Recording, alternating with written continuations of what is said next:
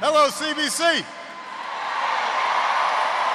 This summer, because I wanted to highlight that there were human beings behind these statistics, I visited a prison in Oklahoma. And I sat down with inmates, and I listened to their stories. And one of the things that struck me was the crushing burden their incarceration has placed, not just on their prospects for the future, but also for their families. Mass incarceration rips apart families. It hollows out neighborhoods. It perpetuates poverty. Families like Ingrid Archie's. As communications manager at a New Way of Life reentry project, Ingrid helps the formerly incarcerated re-enter society and reunite with their families. Having been incarcerated for cannabis herself, she was away from her own daughter for several years, and the effects of her imprisonment on her family were tremendous. My daughter, she was pregnant and she had been molested while I was incarcerated. The trauma, it was like a big gap that we're still trying to mend now, you know, with a lot of therapy and stuff like that, but it took a really emotional toll on her.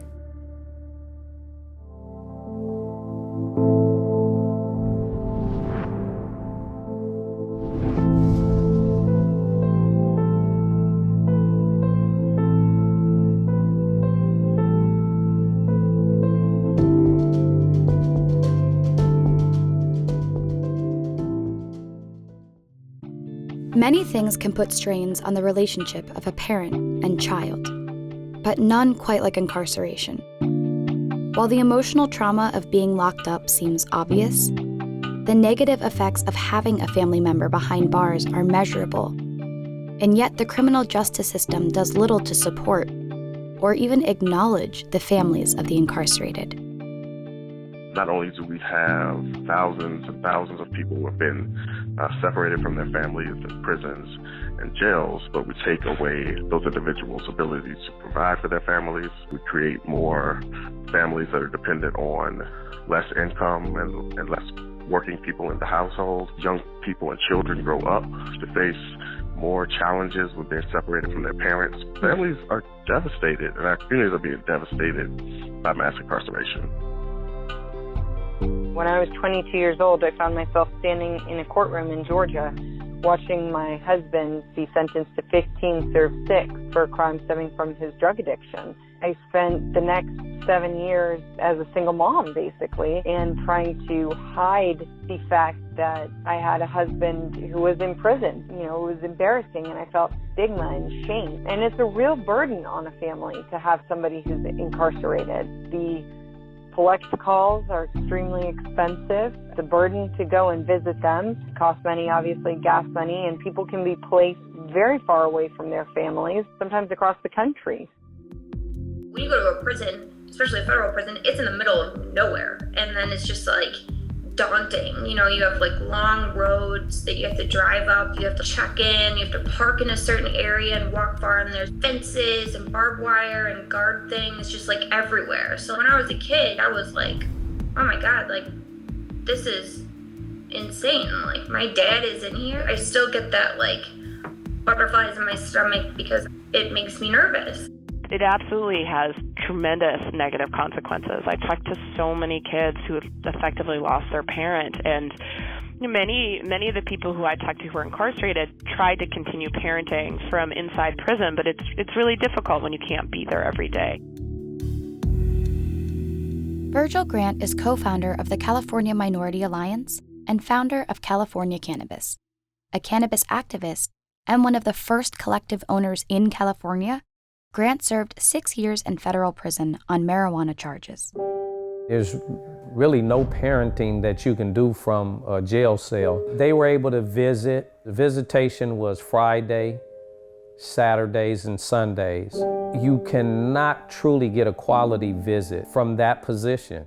You can talk about things, how you doing, how's school, basic things, but there's no true parenting that you can do, not like being there in the home day to day to see what's going on. This is once a week. They come in for a few hours. You get in what you can get in for those few hours, and then they're back living their lives and you're back having to live the life that you're stuck in. Inmates watch their families implode. Their children, especially sons, don't have a father. And whether people choose to believe it or not, many of these men would be excellent role models, to tell you the truth. Farrell Scott is a case that's very dear to my heart because he has two beautiful children that desperately need their father. His son Skylar was going to go on to play pro football, but when Farrell went to prison, that was devastating because according to Farrell, they were inseparable and very close. It's just tragic. His career was devastated by the arrest of a parent. People that do violent crimes don't even get life. I hate to say, I wish my daddy would have killed somebody. I feel like he wouldn't have had this much time. It don't make sense. Yes, it was a crime, but at the end of the day, like, what if in 5 years this is legalized in every state? You get what I'm saying? So it's just unfair. I was very active in my children's lives. I was my children's high school track and field coach. I was there every day. I was the one who dropped them off at school and picked them up. It's ironic because I was driving my kids to school when I was pulled over by the local sheriff department, which pulled me out the car and handed me over to the feds. So you can kind of imagine the trauma that they had to deal with, seeing their father removed from them. Those are memories you can't erase. That's long-term trauma, damage, psychological damage to a child. And for any child to come out of that successful and unscathed, that's a challenge within itself. A study at the University of California, Irvine found that the children of incarcerated parents were 3 times more likely to suffer from depression and twice as likely to suffer from learning disabilities and anxiety than the average child. I used to cut myself because I was in so much pain and I didn't know how to handle it. And, it's not, the most healthy way, but I didn't know. I just didn't know. And I think just in general, when you're a kid, you don't know how to handle what's presented in front of you. My brother was very adamant about not being in this present state. He always had to be on something. And my mom caught him huffing glue in his room alone. And it was about 3 years after my dad went away. So it wasn't just like, oh, I'm with my friends and partying and this is a thing. It's like, no, I don't want to feel this. And I get that. I've had that the same time as my brother, and we were both alone. We were both in the same situation, and we dealt with it very differently. And I regret it just about literally every second of the day that I wasn't stronger then and didn't help him. The emotional impact for Lauren's brother and Craig's son was so severe that he died of a heroin overdose. I wish I would have been, we all separated, when you really should come together and work through it and try to find ways to cope. And I really think that had he been home, my brother would still be here. So, yeah. The effects of these circumstances are heartbreaking on the nearly 2.7 million American children who have a parent behind bars. In fact, recent research shows that children with an incarcerated parent are at a greater risk of dropping out of school, taking up delinquent behavior, and ultimately being locked up themselves. According to the Department of Health and Human Services, children of incarcerated parents are 7 times more likely to be locked up one day. Ingrid Archie's own father served time in prison. I was placed in the foster care system.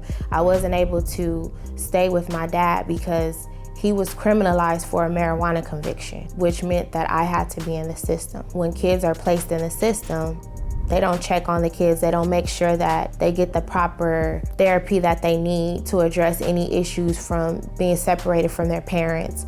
And so a lot of anger brewed from that. Me being basically left alone and detached from my parents, all because of a simple marijuana charge. And so whatever's going on with you, you're gonna figure out ways to get that anger out, and it's not always healthy. So the avenues that I chose to get my anger out landed me in jail.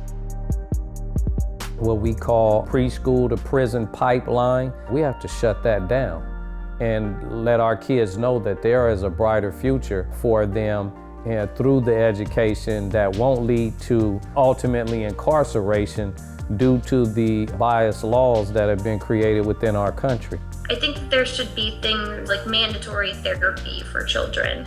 Oh, your loved one goes to prison. Okay, let's find a way to handle this so that maybe it isn't repeated and you could be smart about it.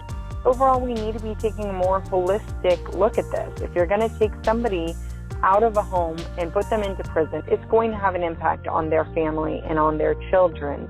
And we need to look at what that impact is and how we can address that so that we don't fuel the vicious cycle of incarceration by leaving children of those who are incarcerated and spouses of those who are incarcerated in absolute poverty and unsafe conditions. The effects of mass incarceration on the families of those behind bars is an unexpected consequence of the war on drugs. But without addressing the criminal justice system, we are doomed to continue the cycle of exploitation, disproportionate enforcement, and ultimately perpetuate the failure of the system as a whole. The change that must occur lies in the hands of our leaders, who continually need persuasion to act on what is just.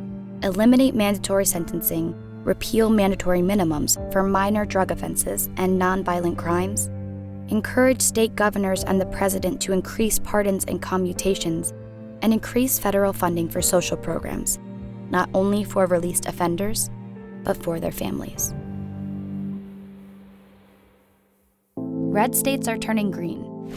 We've got more votes than Donald Trump in California, Maine, Massachusetts, Nevada, Montana, and Florida. I would say in 5 years, we'll probably have the whole country with some form of legalization. Not one person on the city council would say that the war on drugs was a success. We have to be vigilant. We have to continue our efforts. We have to expand. The politics are shifting, and we need to make sure that Congress doesn't get out of step.